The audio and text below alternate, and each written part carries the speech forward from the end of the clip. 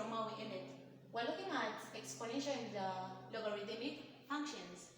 So from there, last time we looked at some examples under exponential functions. We looked at some of the interesting questions. So today we're still going to continue from where we ended.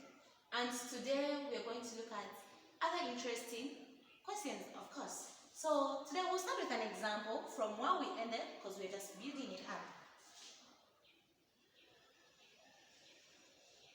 So examples. The first one, we have solve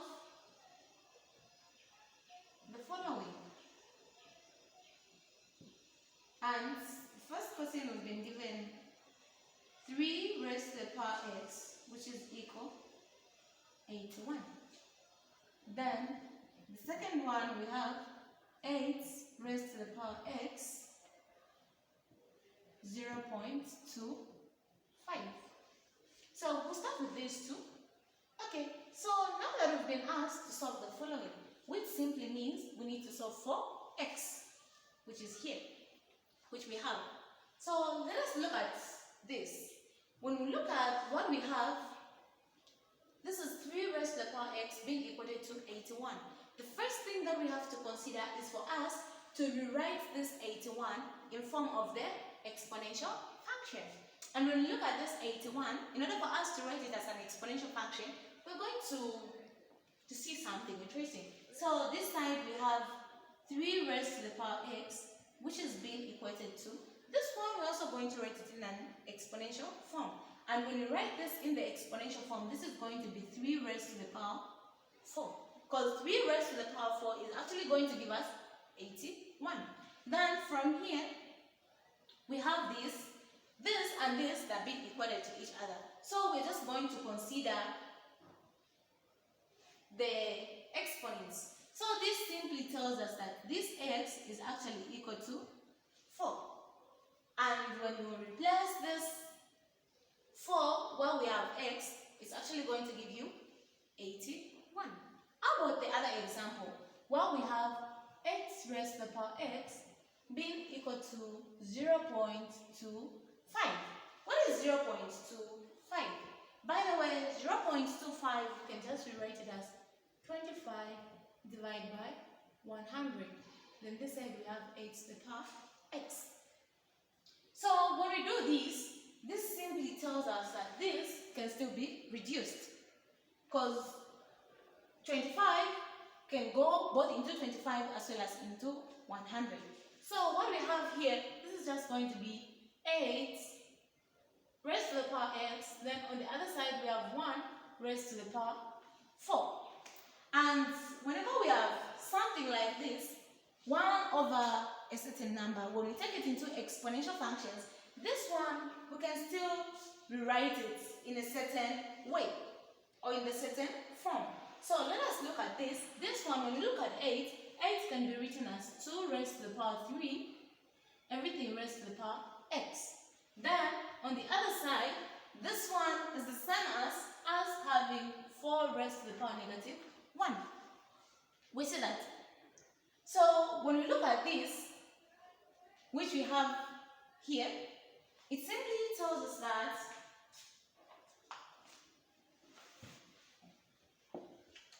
since we have 2 raised to the power 3, which is raised to the power x, being equated to 4 raised to the power negative 1. This one, we can also rewrite it in a certain way. And when we look at this and this, we can multiply them. So here we're going to have 2, which is raised to the power 3x.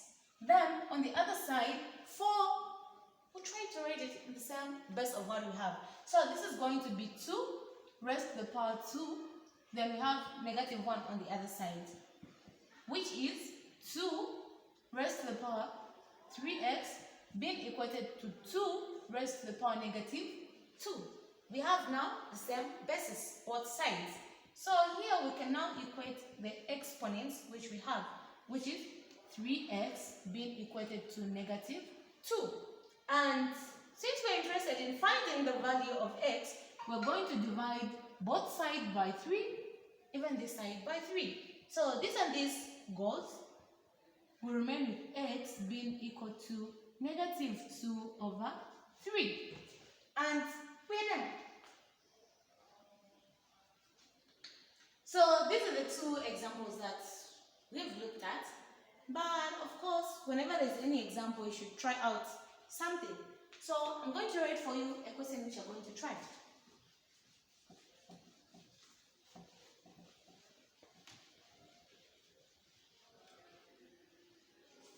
So your question is solve the equation, of course.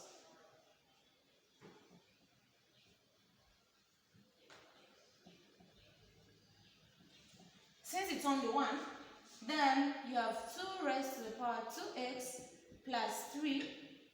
Then down we have plus 1, which is equal to 9.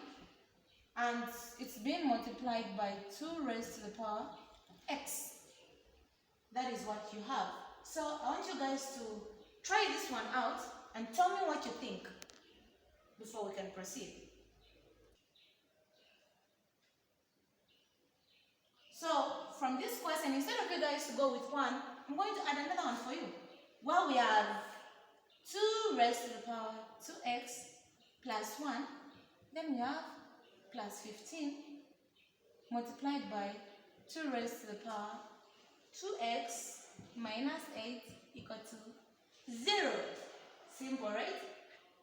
So thank you. So you look at this, then we'll continue from here. We'll pick it up from this exercise which you have, you guys. Thank you.